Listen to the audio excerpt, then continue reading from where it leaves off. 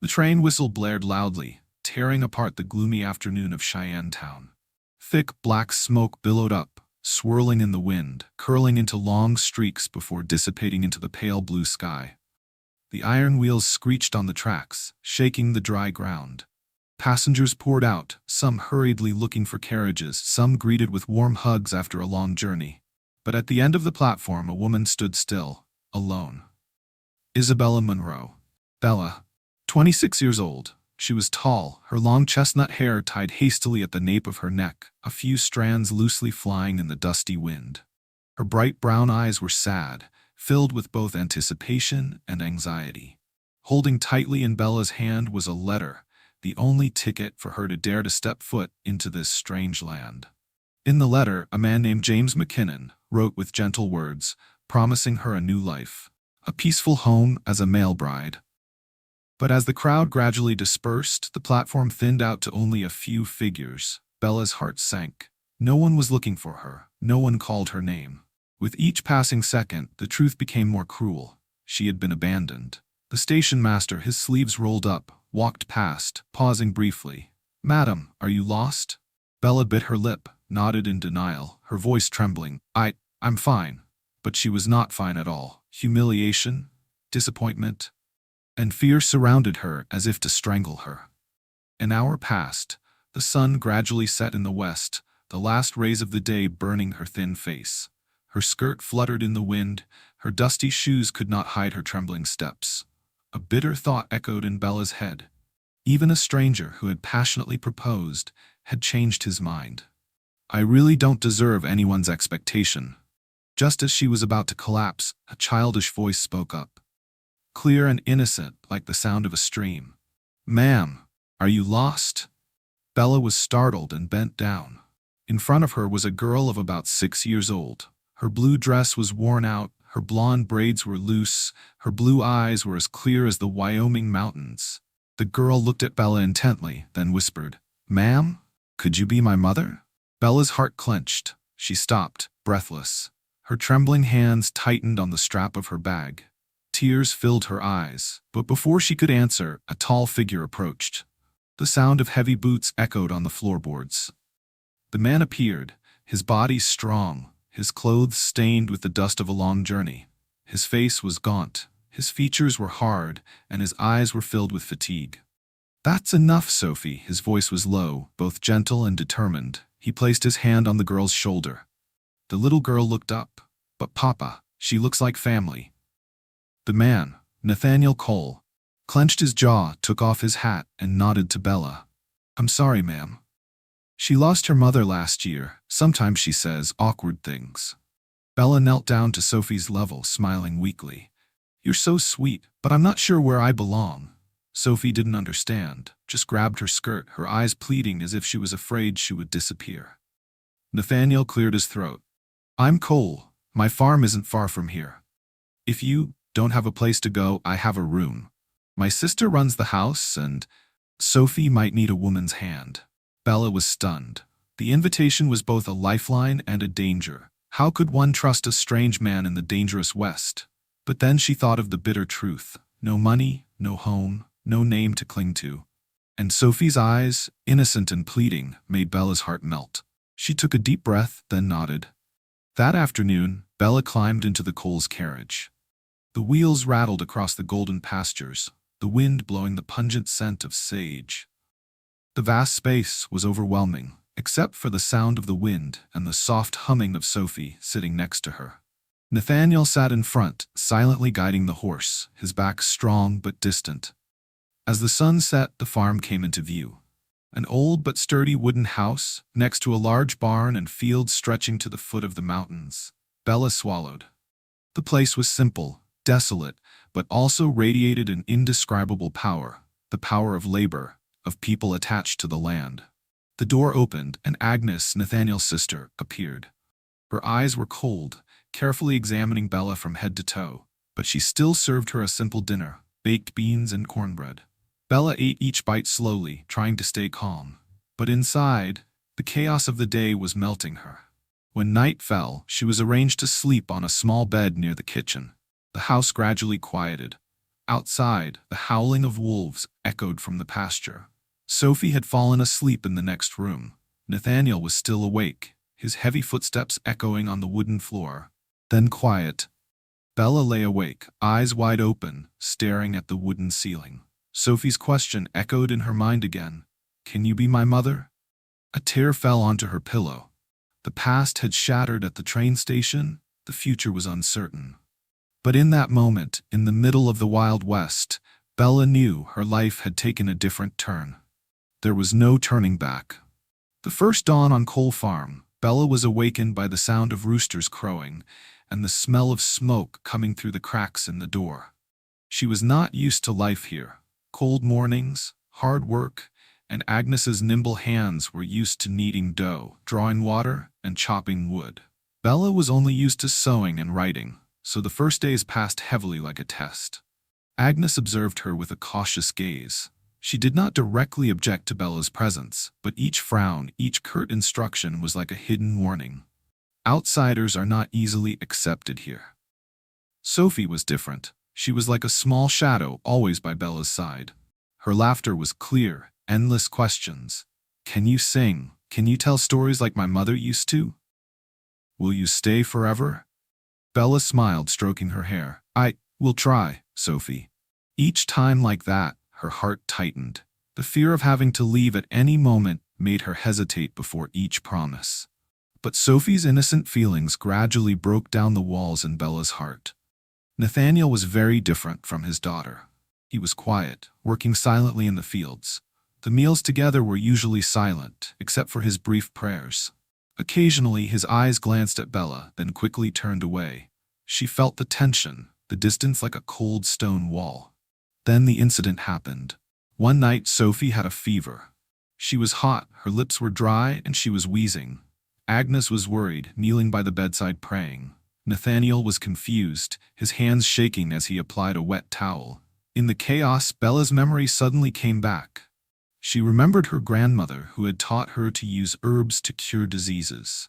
Immediately, she hurriedly found dried willow bark in the barn, boiled it into bitter tea. She placed a cool towel on Sophie's forehead, whispered a story to help her sleep. All that night, Nathaniel sat by her side, his eyes dark but never leaving the image of Bella bending over the bed, her hair disheveled, her small but steady hands. One time, she fell asleep next to Sophie, her hair gently touching the back of his hand. That moment made his heart tremble slightly, a feeling that had been dormant since the day his wife died. By dawn, the fever had broken. Sophie stirred slightly, her lips moving. "Mother Bella."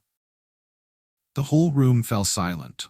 Bella was stunned, tears streaming down her cheeks. She had never dared to wish to hear the word mother from anyone, and now a child had given it to her as a favor. Nathaniel turned away, his throat choking. He said nothing, just placed his calloused hand on Bella's shoulder, a brief but warm gesture, like an unspoken thank you. From then on, Bella's position in the house gradually changed. Agnes became less suspicious, even nodding occasionally as she kneaded dough or washed clothes. Sophie clung to her, never leaving her side. Only Nathaniel, though softened, kept his distance, as if he were afraid his heart would weaken again. Bella realized, on this farm, she was not only learning how to work, but also how to heal, for others and for herself. But the real test was still ahead. That afternoon, the Wyoming sky was heavy with gray clouds, the wind howling like a foreboding omen. Bella and Nathaniel herded the cattle back to the barn. The lowing of the cattle drowned out the sound of the horses' hooves. Suddenly, a long, cold howl seemed to tear the silence from the distant hills. The hungry wolves had been following them for a long time. They charged out, their yellow eyes glowing, their sharp teeth glinting in the sunset. The cattle panicked, scattered, trampling each other. Nathaniel cracked his whip, shouting, "Hold the calves!" Bella's heart pounded. She had never seen such a terrifying sight before. Without thinking, she rushed to the wagon, grabbed the rifle. Even though her hands were shaking, she held it tight, held her breath, and pulled the trigger. Bang! The bullet tore through the air, grazed the ground in front of the wolves' muzzles, causing them to stop. A few of them howled and retreated, but an old wolf, huge, with silver-gray fur like steel, roared and charged straight at Nathaniel. He spun around, drew his hunting knife. In an instant, man and wolf were entangled in chaos. The sound of teeth clashing against steel, the growl made Bella's blood freeze. "Nathaniel!" she screamed. The old wolf was too strong, throwing Nathaniel to the ground. Its teeth bit into his shoulder, blood spraying bright red. In a moment of despair, Bella screamed, raised her gun, aimed. Her hands shook, but her eyes were bright. Bang! The old wolf was shot, roared, staggered, and collapsed. The rest of the wolf ran away in panic.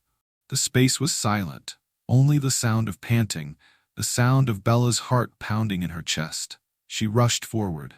Nathaniel lay sprawled, his face pale from blood loss. Without thinking, Bella tore the strip of her dress, pressing it tightly against the wound on his shoulder. Blood soaked her hands, hot, smelling of iron. "Don't close your eyes, do you hear me?" Her voice trembled, almost pleading. Nathaniel grabbed her wrist, his eyes filled with pain and surprise. I'm a good shot." Bella choked, tears falling down his cheeks. "If it weren't for you, I'd be dead." That night, after taking him back to the farm, Bella hurriedly bandaged his wounds, heated water, and mixed herbs. Agnes and Sophie were panicked, but she was unusually calm. Her hands were steady, her eyes fierce.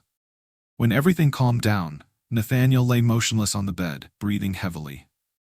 Bella sat next to him, wiping the sweat from his forehead. In his delirium, he asked softly, his voice hoarse, "Why? Does a girl like you know how to use a gun?" Bella sat silently for a long time. Then she spoke, low but clear, as if tearing apart the veil of secrecy. "I wasn't born to be a mail-order bride. I had a family, a kind father, a kind mother. But a gang of bandits swept through my village. My parents fell, and she choked. Her eyes red. "I only survived because my father had time to put a gun in my hand and teach me to pull the trigger when death was near." She clenched her fists, remembering the nights of hiding, the fire burning in the village, the screams of her loved ones. "After that, I had to go live with relatives. But they considered me a burden. They wanted to marry me far away, and so I agreed to be a mail-order bride.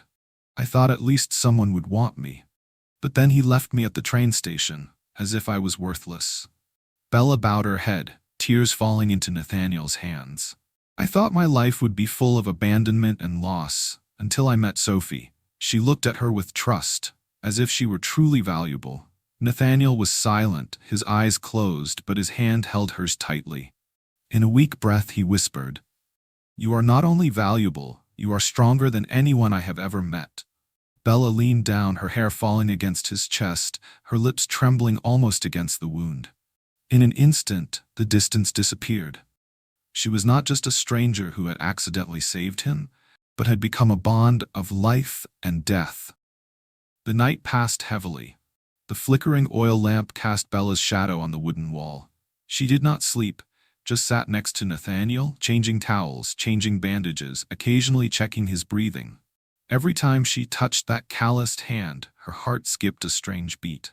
At dawn, Nathaniel groaned softly, his eyelids fluttering. Bella was startled, quickly leaning closer. "Nathaniel, are you awake?" He opened his eyes, his pupils still cloudy from the fever, but immediately caught Bella's face so close that he could feel her breath. His voice was hoarse. "Are you still here?"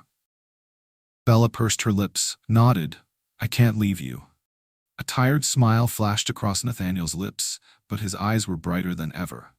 He reached out, intending to get up, but the pain made him stop. Bella immediately held his shoulder, whispering, "Don't try too hard, let me take care of it." At that moment, the distance disappeared. Their faces were only inches apart. Bella felt his hot breath on her cheek, while his hand, instead of letting go, tightened around hers. Her heart was pounding. She tried to pull away, but Nathaniel held on tight, trembling slightly. "You saved my life. You made me remember that I could still trust someone." Their eyes locked. Without another word, Nathaniel slowly tilted his head. Bella closed her eyes, her lips trembling slightly. The first kiss was gentle, strange, and electric. It didn't last long, just touching and leaving, but it was enough to set Bella's heart on fire. She pressed her forehead against his shoulder, breathing heavily. I don't know if I'm worthy. Nathaniel whispered softly, his voice hoarse but firm. You're more worthy than anyone. His hand touched her cheek, his rough fingers gently stroking the soft contours of her face. Bella let the tears fall, for the first time not from shame, but from something else. Hope. The room was quiet, except for the sound of the wind whistling outside the window. Nathaniel still held Bella's hand, his large, rough hand trembling as if he was afraid she would disappear if he let go. Bella leaned down, her breaths harmonizing. Their lips touched lightly, just for a moment, fragile and clumsy, but enough to overwhelm both of them. Bella's heart skipped a beat, blood rushing warmly to her face. Nathaniel closed his eyes, as if for the first time in years, he dared to open his heart. The brief kiss ended. Bella quickly pulled away, her cheeks flushed, not daring to look straight. She whispered, her voice trembling, I'm sorry. But Nathaniel shook his head, his deep eyes fixed on her. Don't. That is what I've wanted for so long. A silence fell, warm and stifling. Bella stood up, adjusted the blanket over him, trying to hide the storm that was raging in her chest. She turned away and walked towards the oil lamp, but her lips were still trembling, the aftertaste of that brief touch burning like a fire. Outside, the new moon rose, silver light shining through the wooden window, falling on Nathaniel's face. He closed his eyes slightly, smiling very lightly, a smile that Bella had not seen in a long time. That night, they did not say another word. But in the silence, both of their hearts took another step closer, although still hesitant, afraid, but unable to turn back. The small chapel on the edge of town was bright with early morning sunlight. There were no silks or fancy decorations, only a few vases of white lilies that Agnes had carefully placed along the windowsills, their pure scent permeating the rows of wooden pews. Nathaniel stood at the altar, in a simple but neat robe. His hands were clasped, his face solemn, but his eyes filled with hope. When Bella entered, in a modest cream dress that Agnes had made, in her hair a sprig of wild flowers that Sophie had picked that morning, the whole room seemed to light up. The bells rang. The vows were read in the priest's steady voice, in sync with the rhythm of their hearts. Nathaniel took Bella's hand, his eyes teary but steady. I promise to cherish and love you for the rest of my life. Bella whispered back, her voice trembling but determined, I promise to be the home for you and our child. When the pastor pronounced them husband and wife, Sophie clapped loudly, jumped up and down, and ran to hug Bella, shouting, We are a real family now. Laughter filled the chapel. And in that moment, for the first time in years, Nathaniel smiled brightly, without the darkness in his eyes. Night fell, the spring breeze blew gently through the wooden window. The candle on the table emitted a golden light, casting the shadows of the two people on the wall. Bella wore a soft nightgown, the thin fabric flowing loosely with each breath, revealing the gentle curves of her body. She stood by the window, her eyes looking out at the vast night field, her heart beating fast, her breathing rapid. Over the years, she had never dared to believe that there would be a day of happiness as simple and great as this. The sound of heavy footsteps echoed behind her. Nathaniel approached, stopping just a breath away from her. The warmth from his strong body enveloped Bella, causing her shoulders to tremble slightly. He reached out, gently placing his hand on her waist, his voice hoarse. Do you still think this is a dream? Bella turned around. Her eyes were wet, the candlelight clearly illuminating her hesitation mixed with desire. She whispered, I'm afraid this happiness will disappear when I wake up. Nathaniel leaned down, his gaze gentle and burning. No, I promise. From now on, you will never be alone again. She trembled slightly. Her slender hands hesitated for a moment, then slowly wrapped around his back. Their breaths mingled, rapid and hot. When his lips found hers, all hesitation suddenly disappeared. The kiss was long and deep, as if gathering all the long-suppressed desires. Bella responded, shy but intense. Nathaniel's hand stroked down her spine, feeling every tremble. Bella leaned her head on his shoulder, her eyes closed, her whole body softening in his strong arms. Bella, his voice was hoarse, whispering right next to her ear, You are the greatest gift God has given me. Nathaniel bent down, lifting Bella up, as if she were the only treasure in the world. He placed her gently on the bed, his eyes never leaving that shy but radiant face. The golden candlelight reflected on her skin, shimmering like honey. Each of his touches was both gentle and burning, making Bella tremble but not wanting to retreat. She responded with all the desire that had been buried throughout the lonely years. In the rapid breathing, in the tight embrace, two lost souls found each other, erasing the old void of the past. The small room was filled with only whispers, the sound of heartbeats in unison, and the flickering candlelight reflected the silhouettes of two people who had become one. That night, loneliness disappeared, only passionate love remained, opening a new beginning for both of them. The early morning sunlight filtered through the wooden window, covering the room with the scent of last night's candles in gold. Bella stirred slightly, her eyelids heavy but her face radiant. She realized she was still lying in Nathaniel's strong arms. His breathing was steady, his warm chest heaving like the safest pillow in her life. She looked up, seeing his rough features suddenly become gentle in the early morning light. For a moment, Bella's heart ached with simple happiness. This was no longer a dream. This was her home. Suddenly there was a light knock on the door, then Sophie's clear voice. "Papa, Mama Bella, wake up. I picked some wildflowers." Bella chuckled softly, her cheeks flushed. Nathaniel opened his eyes, his gaze sleepy but full of warmth. He gently tightened his arms, holding her close to his chest, whispering, "I wish I could wake up like this every morning." Bella buried her face in his shoulder and whispered, "And I wish it could last forever." Outside, Sophie's laughter echoed clearly, blending with the bright sunlight spreading across the Wyoming fields. In the small cabin, three hearts beat as one, starting a new life, simple but filled with love.